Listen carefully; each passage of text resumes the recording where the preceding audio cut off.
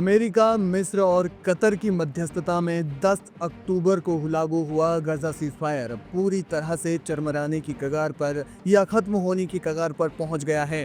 पिछले 44 दिनों में दोनों पक्षों ने एक दूसरे पर 300 से ज्यादा बार सीज़फायर उल्लंघन का आरोप लगाया है। सबसे तीखा संघर्ष दक्षिणी गजा के रफा और खान यूनुस के पूर्वी हिस्सों में चल रहा है, जहां इजरायली सेना अब भी भारी संख्या में तैनात है और ग्राउंड ऑपरेशन जारी रखे हुए है। आईडीएफ के अनुसार गजा के अंदर करीब 180 से 250 हमास और इस्लामी जिहाद के लड़ाके इजरायली नियंत्रित इलाकों की सुरंगों में फंसे हुए हैं। ये इलाके सीज़फायर समझौते में तय की गई येलो लाइन यानी नेट्ज़रिम कॉरिडोर से फिलाडेल्फी कॉरिडोर तक के पूर्व में आते हैं। इन लड़ाकों के पास भोजन और पानी खत्म हो चुका है और कुछ की मौत भूख और घावों से भी हो चुकी है, ऐसा दावा किया जा रहा है।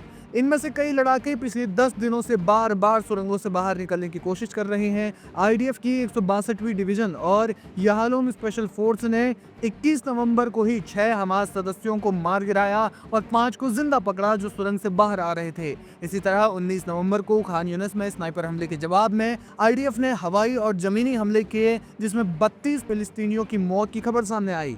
सीज़फायर के पहले चरण में हमास ने 20 जीवित बंधकों को रिहा किया और 25 मृत बंधकों के शव लौटाए, लेकिन अब भी 3 मृत बंधकों के शव उनके पास हैं। इजरायली अधिकारियों का कहना है कि ये शव उन्हीं सुरंगों में है जहां हमास के लड़ाके फंसे हुए हैं। आईडीएफ का दावा है कि हमास जानबूझकर इन शवों को मानवीय ढाल की तरह इस्तेमाल कर रहा है ताकि सुरंगें नष्ट ना हो सके। हमास का कहना है कि 3 शव मलबे के नीचे दबे हैं और निकालना मुश्किल है। इजरायली प्रधानमंत्री कार्यालय ने इसे झूठ करार दिया। इस देरी की वजह से सीज़फायर का दूसरा चरण, जिसमें हमास का पूर्व निरस्त्रीकरण और स्थायी शांति की जो बात कही गई है, वो शुरू नहीं हो पाया है।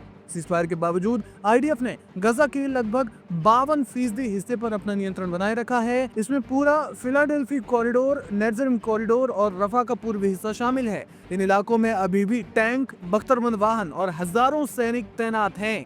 20 नवंबर को आईडीएफ ने 7 किलोमीटर लंबी एक नई सुरंग का पता लगाया, जिसमें 2014 के युद्ध में मारे गए इजरायली सैनिक हदार गोल्डन का शव 11 साल के बाद मिला।